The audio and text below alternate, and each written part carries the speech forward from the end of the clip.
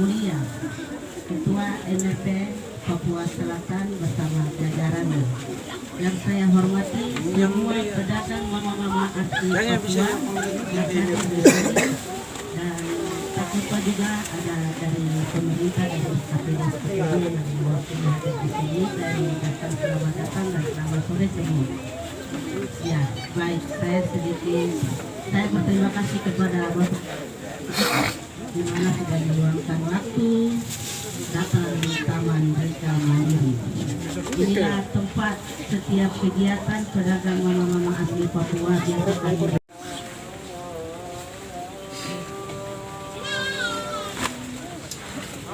Yang mulia Ketua Majelis Rakyat Papua Papua Selatan bersama Ibu dan seluruh anggota MRP Papua Selatan.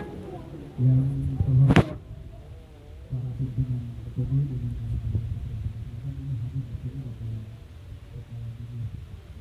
Indonesia kegiatan bisa berjalan dengan aman, terpanggil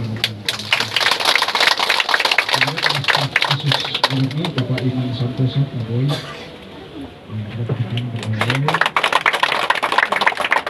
dan beberapa pejabat dari OPD yang hadir. Yang terhormat Ketua Ikatan Pedagang Asli Papua Pejabat dan seluruh mama-mama pedagang asli Papua serta para ibu hadirin sekalian. Selamat sore. Shalom. Assalamualaikum warahmatullahi wabarakatuh. Om Swastiastu, Namo Buddhaya, salam kebajikan. Mari kita panjatkan puji dan syukur ke Allah Tuhan. Itu fungsinya untuk apa? Biasanya diatur ada ruang untuk regulasi, ruang untuk pusat perbelanjaan, ruang untuk permukiman, ruang untuk pusat bisnis atau bisnis center dan seterusnya. Oleh karena itu kita akan cek dulu. Itu yang pertama sekali kita cek. Yang kedua, kalau kita cek bahwa ternyata tempat itu peruntukannya sudah sesuai untuk pembangunan misalnya pusat perdagangan atau aktivitas perekonomian, maka nanti kita bisa cek status tanahnya, baik pemilikan adatnya maupun sertifikatnya itu milik siapa. Apakah sudah dibebaskan pada pasar adatnya, tanahnya sudah bersertifikat, pemiliknya siapa, nanti kita cek. Nah, kalau itu semua sudah clean and clear, dinyatakan lengkap. Jadi biasa orang bilang itu RC atau readiness kriteria kesiapannya sudah komplit lengkap, baru kita bisa mulai dengan perencanaan. Nah, di dalam perencanaan itu kita akan hitung. Ini bangunan ini, pasar ini kita membangun satu lantai, dua lantai.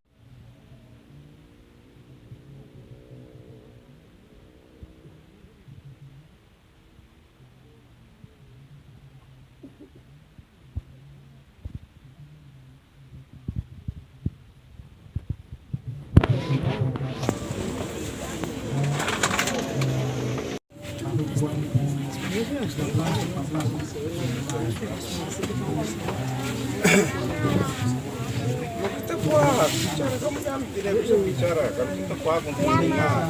Kalau salah dengar kita tidak mengerti kan. Jadi ketika pasar Ampera terbakar, jadi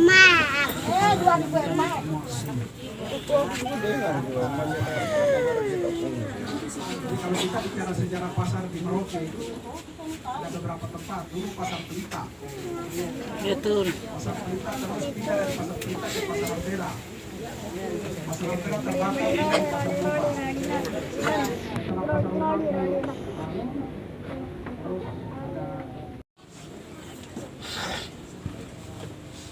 ada baik. Terima kasih untuk Bapak Ketua MRP yang sudah memberikan sambutan. Mungkin selanjutnya sambutan yang berikut mungkin diberikan kepada Bapak Ketua Pansus. Ya baik, mungkin selanjutnya sambutan yang terakhir dari Ketua Lembaga Komunikasi Masyarakat Papua B1. Mungkin kepada Ketua, silakan.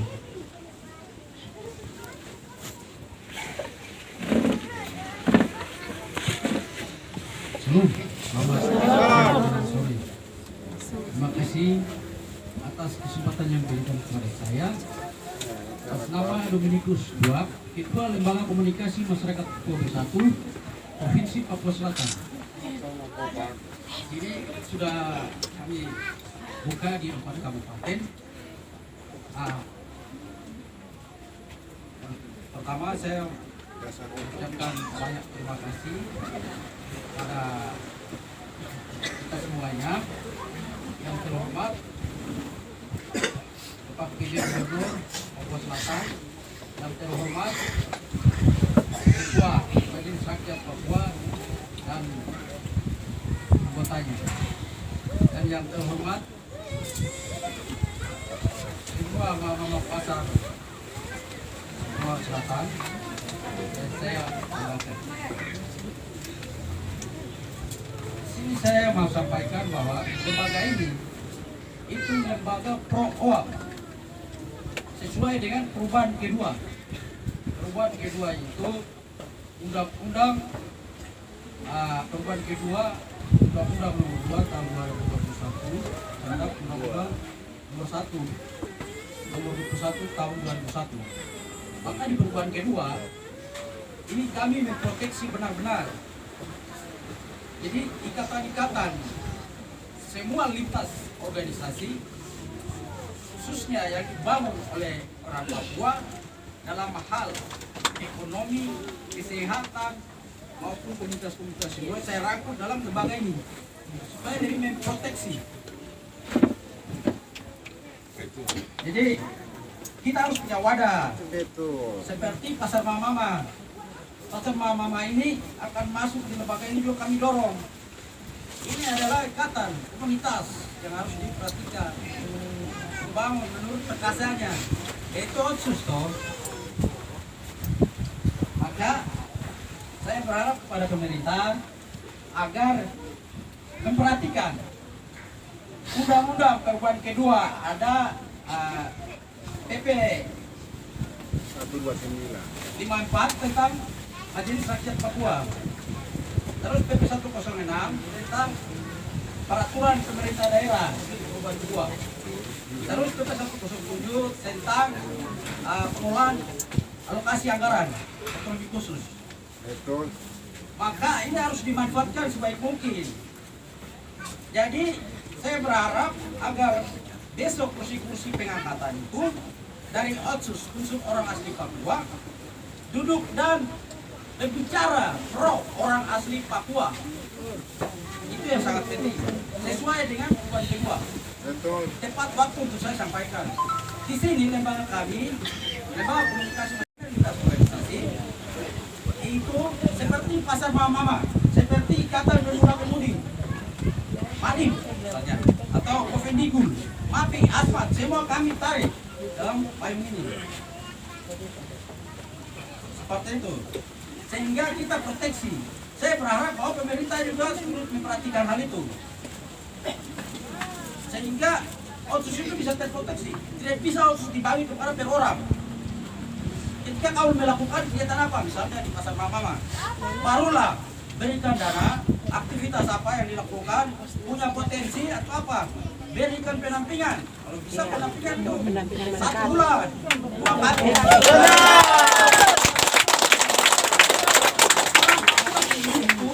Harus diberi penampingan. Kita kasih uang melalui tenaga ahli, sehingga mereka paham, mengerti. Ini kami mengalami perubahan kedua, bahwa otsus itu akan berlangsung selama 40 tahun. Maka yang kami berharap di lembaga ini kepada pemerintah daerah di seluruh tanah Papua jadi kapitalis. Lembaga ini sudah berjalan. Iya. Itu keputusan Mahkamah Konstitusi adalah rancangan undang-undang perubahan kedua lembaga ini, sehingga menjadi kebijakan pemerintah orang rancang sesuai dengan perubahan kedua. Kami juga mempunyai kewenangan bersama dengan pemerintah dalam pihak ini. Seperti itu. Kemarin saya sudah dorong draft terkait dengan rancangan institusi pengangkatan. Karena semua daftar kami yang diatur dalam rancangan undang-undang. Itu yang harus kita paham. Itu disusun oleh lembaga seluruh tanah Papua. Ingat, kalian punya hak. Mari kita bekerja sama dengan pemerintah. Pemerintah juga jangan tutup mata. Ini lembaga untuk Papua dalam dunia NKRI. Jadi kita tidak sudah pikir yang lain-lain ya. Tetap ada organisasi sama dengan teman-teman kami di luar. Kami adalah mitra kerja dalam pendidikan, kesehatan dan lain. Kita memberdayakan orang asli Papua. Jadi saya dukung pasal mama. Baik untuk para gubernur sebentar dan lembaga kami juga sudah dorong pasal mama. Ini sebagai salah satu tanda bukti bahwa ada ikatan pasal mama ini ada ikatan. Kemudian kami membuat badan pengurus. Kami memproteksi gabung. Jadi setiap ikatan suku-suku, semua suku saya gabung di sini. Supaya kita bersatu, itu tujuannya. Lembaga Komunikasi Masyarakat Papua bersatu di seluruh tanah Papua. Tidak ada perbedaan. Ada mitra kerja dalam dunia ekonomi, bisnis dan lain-lain, pendidikan. Sekarang kita harus memperhatikan orang asli Papua. Kita dorong, proteksi. Sehingga apa yang hak mereka, kita bantu, dukung dia. Itu yang paling pertama. Baik, terima kasih. Mungkin Pak PJ, tolong perhatikan, itu kemarin sudah di dispo, turun ke Kes Bangpol, namun di Kes Bangpol ada tahan. Apa salahnya saya berbicara masalah konsentrasi produk hukum daerah? Ini yang harus kita tahu supaya dibuka dimakan. Sesuai dengan PP 106, bab 3, pasal 32, pasal 42 dan lain-lain sebagainya. Dalam kita perhatikan bersama ya. Itu, kita kawal bersama. Seperti itu yang bisa saya sampaikan. Kemudian saya ada dorong proposal untuk mendukung lembaga, memberi support sehingga lembaga ini bisa berkembang. Selama ini kami dari diri sendiri bantu untuk mengatur 4 kabupaten ini tanpa uang. Saya tidak berbicara masalah uang, tapi kita jangan berita kalau memang perhatian kami. Maka oleh sebab itu tolong supaya wadah besar ini bisa diperhatikan oleh pemerintah Provinsi Papua Selatan dan seluruh provinsi. Maka kemarin saya sudah dorong proposal juga. Semua saya sudah dorong, sudah ada dispo. Dispo dia dulu. Katakan sama Pak DT. Ini sudah aturan sesuai konsedan produk hukum dalam negara kesatuan Republik Indonesia. Yang harus kita perhatikan. Kita dengar sama-sama ya, mama semua. Ini kita bawa OAP. Ya, mungkin seperti itu. Baik, kesempatan yang diberikan kepada saya ucapkan banyak terima kasih.